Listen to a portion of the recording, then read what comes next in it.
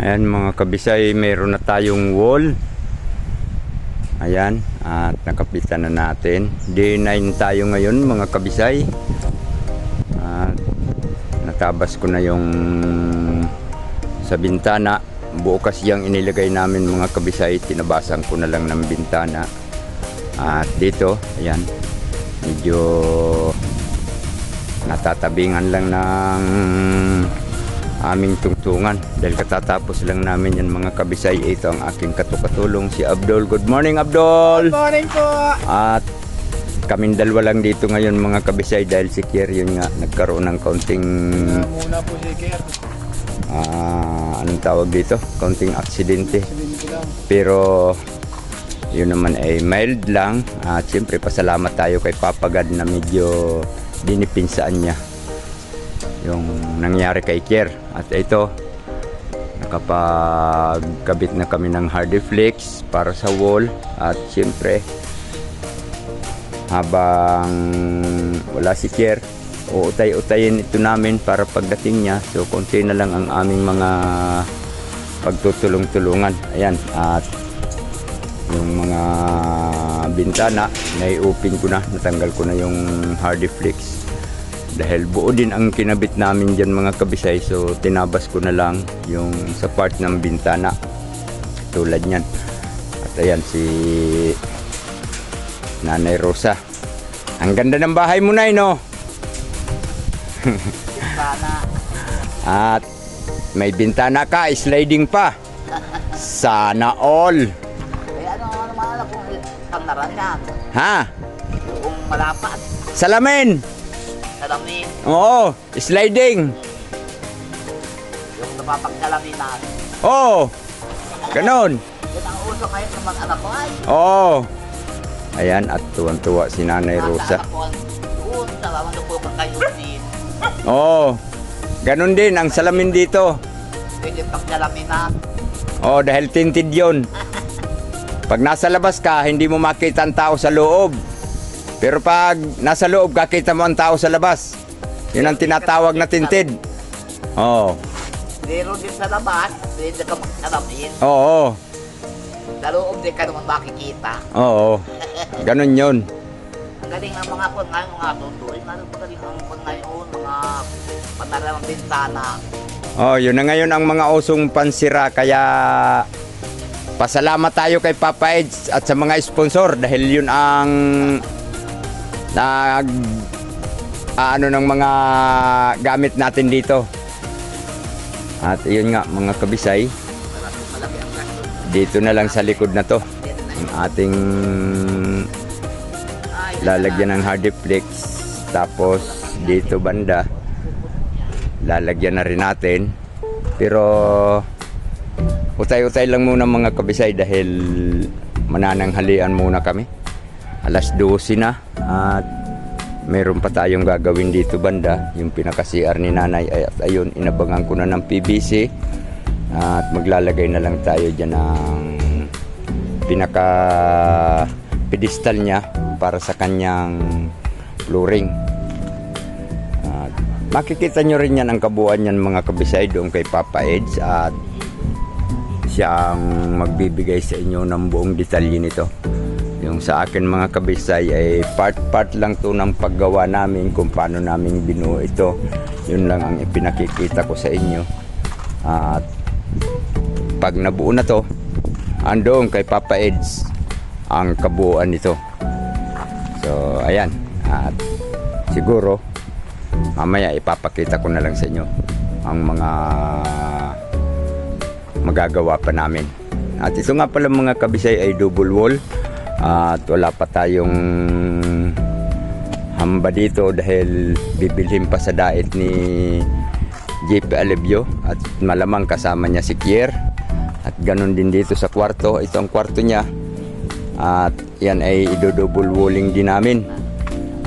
So, medyo matagal-tagal pang kumbate. Hindi pa ito kayang tapusin ng isang araw dahil mayroon pa tayong ibang sasamang trabaho. Pero dito sa wall, hindi ko masasabing matapos namin ng isang araw to. Dahil dadalwa lang kami. Wala akong ibang katulong, si Abdul lang. At ayan pa, meron kaming mga matataas na kakabitan. So kailangan pa naming ilipat yung aming tungtungan. Medyo may kabigatan mga kabisay, hindi kayang ilipat ng nag-iisa lang. Kaya antabayanan nyo lang at ipakikita din namin ang mga magiging kabuuan nito. Pero ang buong detalye nito ay na kay Papa Eds. Alright? At ito na nga mga kabisay, na lagyan na natin ang paikot. Pero hindi ko pa isinagad mga kabisay kasi meron pa itong dugtong. Ayan. Hanggang dyan lang muna yan. Dahil meron pa yung dugtong na bali 5 feet. Papunta doon. Dudugtungan pa natin yan. So ito lang muna ang aming binuo. Ayan. At yung ibabaw na lang. So sa ngayon, yan ang aming pagtutulong-tulungan. Alright. Sana all buo na ang bahay ni nanay. At kulang na lang ay mga siding ng sa bandang loob. Lalagyan pa natin yun ng Hardiflex. At yun na nga mga kabisay, dito na kami ngayon sa loob magtatrabaho at lalagyan namin na ito ng mga Hardiflex. At siguro pagkatapos ko ng mga Hardiflex dito sa loob ay magkakabit na tayo ng hamba. At siyempre dating natin ngayon na andito ang ating napakabait na kasama. Ayan na kahit nagkahulog-hulog na, tuloy pa rin. Tuloy pa rin po tayo kahit nakuryente tayo dito. Ayan ang nakakuryente kay Kier mga kabisay, ang nasa malapit na yan sa kanya. Tapos nag-grabs po ako. At ngayon nilagyan niya na ng tape. So good morning sa iyo Kier. Ingat ka palagi dyan. Rin po nito. Sana po mapansin niyo po, mapanood niyo po yung vlog ni Tatay Bisay. Ayun. Sana po kayo kalingit ito. Sana po matagal na po ito kasi delikado po ito. Live buhay po ito. Wala po itong breaker. Oo. At ayan nga mga kabisay, kahit medyo pakita mo nga yung sugat mo Kier. Ayan po, balik po. Ayan binalutan niya. Ayun yung nasa may lulod niyang iyon. May binda. Ayan, merong At ako, tinanggal ko ng mga kabisay. Dahil medyo sagabal sa kamay. So, Kier, ingat ka dyan. At kami naman ay tuloy-tuloy dito sa baba. Dahil maglalagay kami dito ng aming mga wall. At may Hardiflex pa kami ditong ilalagay na andito. Dahil na andito yung aking kasama nag-iintay ng go signal. Good morning, Idol! Good morning! Idol Abdul, good morning! At ito ang aming kakabit na Hardiflex mga kabisay. Dalawang klase kasi ang ginamit naming Hardiflex. Isang 4.5 at saka isang 3.5. Itong 3.5 mga kabisay medyo manipis to, kaya sa loob namin ito lalagay. Ang problema ngayon ay tatanggalin muna namin itong makakapal para makakuha kami sa manipis. Ayan, at walang katulong si Abdul at Hoy!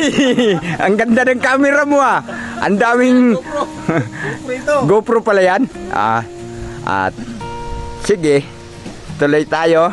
Alright, start na tayo mga kabisay. So makikita nyo na lang pag nakabit namin.